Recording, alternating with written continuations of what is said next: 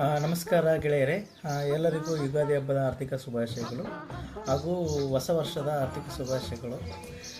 ಹೊಸ ವರ್ಷ ಯಾಕೆ ಅಂತಂದ್ರೆ ಪ್ರಕೃತಿಯಲ್ಲಿ ಪ್ರತಿಯೊಂದು ಗಿಡ ಮರ ಬಳ್ಳಿ ಎಲ್ಲವೂ ತಮ್ಮ ಹಳೆಯ ಎಲೆಗಳನ್ನು ಉದುರಿಸಿ ಹೊಸ ಚಿಗುರು ಬಂದಿರುತ್ತೆ.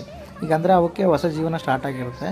ಈ ಪ್ರಕೃತಿಯಲ್ಲಿ ಆಗಿರ್ತಕ್ಕಂಥ ಬದಲಾವಣೆಯನ್ನು ನಮ್ಮ ಹಿರಿಕರು ಏನು ಮಾಡ್ತಾರೆ, ಸೊ ಇದನ್ನು ಹೊಸ ವರ್ಷ ಆಚರಣೆ ಮಾಡೋಣ ಅಂತೇಳಿ ಆ ಥರ ಹೊಸ ವರ್ಷನ ಆಚರಣೆ ಮಾಡ್ತಾರೆ. ಇದರಲ್ಲಿ ಇನ್ನೊಂದು ವಿಶೇಷ ಏನಂದರೆ, ನಾವು ಈ ದಿನದಲ್ಲಿ ಬೇವು ಬೆಲ್ಲ ಅಂತ ಮಾಡ್ತೀವಿ. ಆ ಬೇವು ಬೆಲ್ಲ ಅಂದರೆ ಒಂದು ಸಿಹಿ ಇರುತ್ತೆ, ಒಂದು ಕಹಿ ಇರುತ್ತೆ. ಇದರಲ್ಲಿ ಏನು ಅರ್ಥ ಅಂದರೆ, ನಮ್ಮ ಜೀವನದಲ್ಲಿ ಪ್ರತಿಯೊಂದು ಇರಬೇಕು. ಜೀವನದಲ್ಲಿ ಸಿಹಿನೂ ಇರಬೇಕು, ಕಹಿನೂ, ಕಷ್ಟಗಳು ಇರಬೇಕು, ಸುಖನೂ ಇರಬೇಕು. ಆ ಕಷ್ಟ ಸುಖನ ಸರಿಯಾಗಿ ಎದುರಿಸೋದಕ್ಕೆ ಶಕ್ತಿ ತುಂಬಲಿ ಅಂತೇಳಿ ಪ್ರಾರ್ಥನೆ ಮಾಡಿ ಈ ಹಬ್ಬನ ಆಚರಣೆ ಮಾಡ್ತಾರೆ. ಈ ಹಬ್ಬದ ಇನ್ನೊಂದು ವಿಶೇಷ ಏನಂದರೆ, ನಾವು ಬೇವಿನ ಎಲೆ ಹೊಸ ಚಿಗುರು ಬಂದಿರುತ್ತಲ್ಲ, ಆ ಚಿಗುರನ್ನು ಬಿಸಿ ನೀರಿನಲ್ಲಿ ಹಾಕಿ ಆ ನೀರಿನಿಂದ ಸ್ನಾನ ಮಾಡ್ತೀವಿ, ನಾವು ತಲೆ ಸ್ನಾನ ಮಾಡ್ತೀವಿ.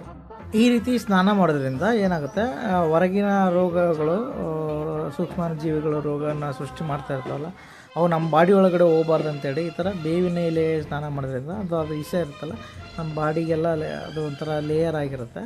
ಅದರಿಂದ ಪ್ರೊಟೆಕ್ಟ್ ಮಾಡೋದಕ್ಕೆ ಯೂಸ್ ಮಾಡ್ತೀವಿ. Thank you.